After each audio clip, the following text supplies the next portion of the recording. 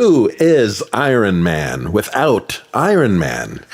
Part 3, which is yet another Part 3 in 3D, though this may be one of the few instances where the connection is actually unintentional. A Christmas movie? Yes, very much so. References to it being Christmas time are all throughout the movie, and it's very much in the spirit of A Christmas Carol, but let's get to that later. This was when 3D conversion was really starting to find its footing.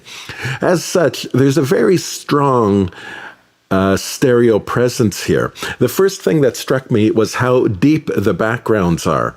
On comparison with the two-dimensional version, I discovered that nearly every scene is zoomed in.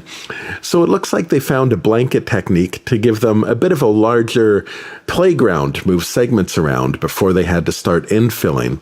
Although it certainly worked, it's a great-looking 3D movie. Later Marvel 3D conversions don't really do this as much. I hedge a bit because they certainly do resize things, but it tends to be limited to just the foreground elements and not the entire frame. I wonder if Marvel decided at some point to film in a larger frame and decide on the crop marks later, which would mean later 3D conversions would have had this extra area to begin with and didn't need to zoom in as often, or maybe they just got really, really good at infilling. I can't imagine too many clients like to see their image constantly being reformatted. Another thing I've started to look for in these comparisons is how they resize in perspective. Like this politician guy, why did they warp his overall ratio? Was it a clumsy attempt to cover up some infilling holes, or were they trying to recreate a certain sense of perspective? Notice also this guy holding the steering wheel. They blow up his hand like a balloon. They don't just separate him, they push and pull a bit. Again, is this an attempt at perspective?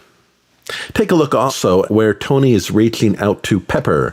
To me, this definitely looks like they're trying to give the audience an almost down the tunnel type of shot.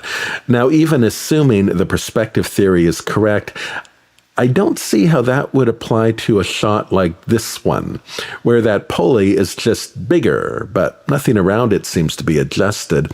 Why was it important to make that particular thing stand out? Was it aesthetic?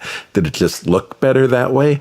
Was it an easy way to distract the eye from something that was taken away from the overall experience?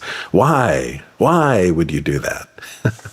Another thing Marvel does well in 3D is windows and glass. I learned while watching Ant-Man that is because glass in Marvel is almost always CGI. So it's not that the conversion team has special algorithms. They just get it as a separate layer so it can be easily manipulated. Speaking of manipulation, in the commentary track, they revealed that they had to CGI more detail on the paws of the bunny because test audiences initially thought it was a bunny with boobs. I admit, I was wondering if it was my pervy imagination or if the filmmakers were having a laugh with that thing. Notice here the fireplace flames are different in the 3D version of this scene.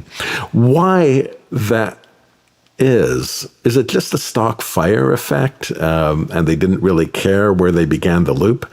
Also notice how crudely the fire is warped in this other shot. Again, why? What might they have been trying to cover up? It's cute also to see Jarvis gets a stocking, though it's shaped more like a mitten. Again, I wonder why. This is such a fantastic destruction scene. There's so much going on, and it all works so seamlessly in 3D that it's just a symphony of rocket-fired perfection. For one, those helicopters are wonderfully spaced in the sky. The stereo gives them such distance and space from the building, and when they fire, we get these wonderful 3D smoke trails leading right up to the house. It's hyper stereo, as the bunker like to say. In real life, this would probably all appear flat to an observer. And inside, there's a beautiful shower of debris everywhere, like a happy holiday snow globe of pain. The weather outside is frightful.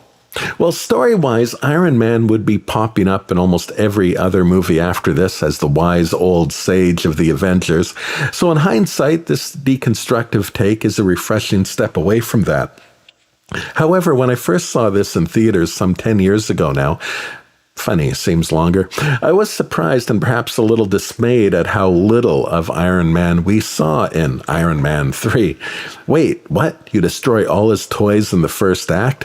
What am I going to be watching for the next 90 minutes?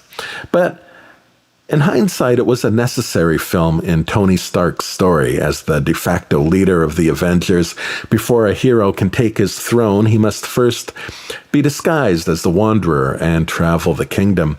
What makes this movie for me is the vulnerability of the characters involved. Though plot armor is strong, no one is portrayed as inherently invincible, physically or emotionally.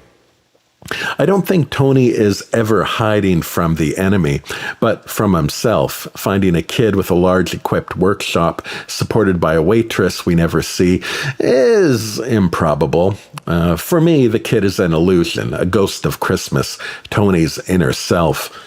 The symbolism of him dragging the Iron Man suit through the snow speaks to me as symbolizing work. When you get a job, one of the hardest pills to swallow is you are that job. When you're a kid just starting out, you kind of think you're just getting some cash so that you can go live your real life somewhere else. But really, you might step out of the uniform for a little while, but you're always carrying it around. And that inner kid is in there taunting you, questioning you, teasing, maybe even occasionally impressed and wondering how you became such a thing. But it doesn't matter. The suit doesn't care what you think about it. And that gets heavy. And that dialogue is what makes this a Christmas movie. It's a Wonderful Life was about a man trying to jump out of his suit. A Christmas Carol is a guy being forcibly yanked out of his. But what I think is compelling is at the end of their stories, the suit remains. It doesn't change. The learning is seemingly a contradiction, that the suit may be the man, but it doesn't make the man. The man makes the suit, and a man filled with spirit can make even the ugliest suit a thing of beauty. And whether it be Santa Claus or Jesus Christ, the meaning of Christmas is finding joy in that your existence matters, and our gifts but a symbol of being happy to provide, wrapped in all sorts of colors, gold, silver, and even iron.